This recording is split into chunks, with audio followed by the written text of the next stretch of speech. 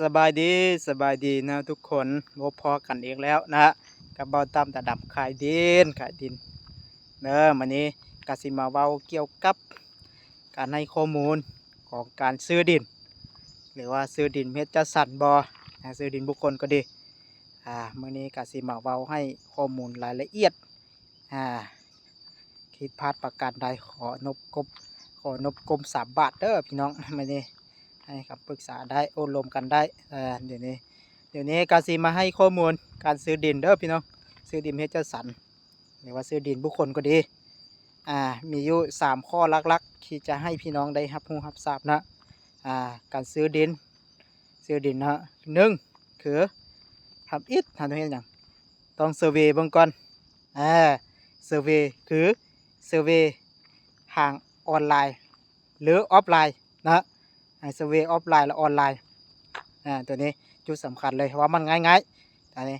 เซอร์เวย์ออฟไลน์ออนไลน์คือเราจะไปคอมเมนต์ถามราคาถามดินขนาดเท่าใดอ่านี่นะอ่าขนาดเท่าใดเนื้อที่เท่าใดยาวเท่าใดนี่นะออฟไลน์แล้วก็อยู่บ้านใดเมืองใดจะเฮ็ดให้เรารู้รายละเอียดนะออนไลน์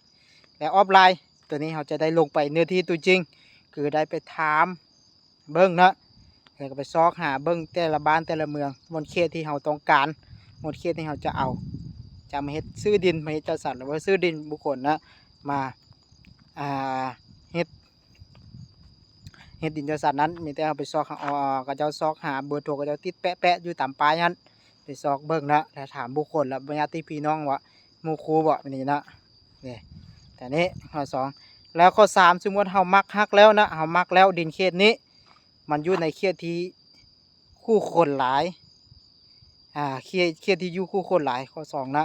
เขตที่คู่คนหลายเขตที่สุมสนหรือว่าเขตใกล้เคียงกับห่างจากทางยางกับประมาณ500-600 เมตรนี้ประมาณ1 กิโล2 กิโลนี้นะจะซื้อดินมาเฮ็ดนั้นกาบุดีงามตัวนี้จะเฮ็ดให้เฮาแบบไปสะดวกสบายตัวนี้ข้อสองนี่จะเฮ็ดให้แบบเราจะไปทางนั้นทางนี้เป็นลองเหนือลองใต้จะสะดวกสบายการซื้อดินในข้อสองเด้อพี่น้องจะให้เราไปมาหาสู้กันบ่และข้อสามคือเราจะได้คือเราก็ต้องเบิ่งสถานที่นั้นมีไฟฟ้าบ่ไกลๆบ่เพื่ออย่างเราจะบ่ดึงไกลเพื่ออย่างเพื่อที่จะเราจะบ่การไปการใช้งบหลายไปซะการใช้งบประมาณมันหลายการดึงไฟฟ้านะดึงหมอบอกหมอแบงบ่เนี่ยพี่น้องเลย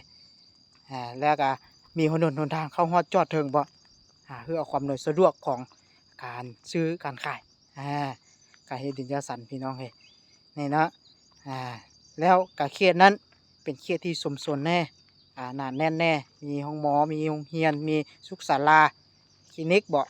มีตลาดนี่จะให้ความสะดวกหลายขึ้นเมื่อเรามาซื้อกะขายดิกินกำไรเราจะขายต่อหรือว่าเราซื้อเก็บไว้ก็ได้นี่ให้เนาะการเฮ็ดดินจะซอกแต่สัตว์แล้วซื้อมาเก็บไว้บ่พี่น้องเลยการราคาจะพุ่งเด้พี่น้องมันจะเฮ็ดให้เรามีการเติบโตมีการขยายไปตลอดเลยก็งามกินกำไรก็งามเราซื้อมาขายไปก็เลย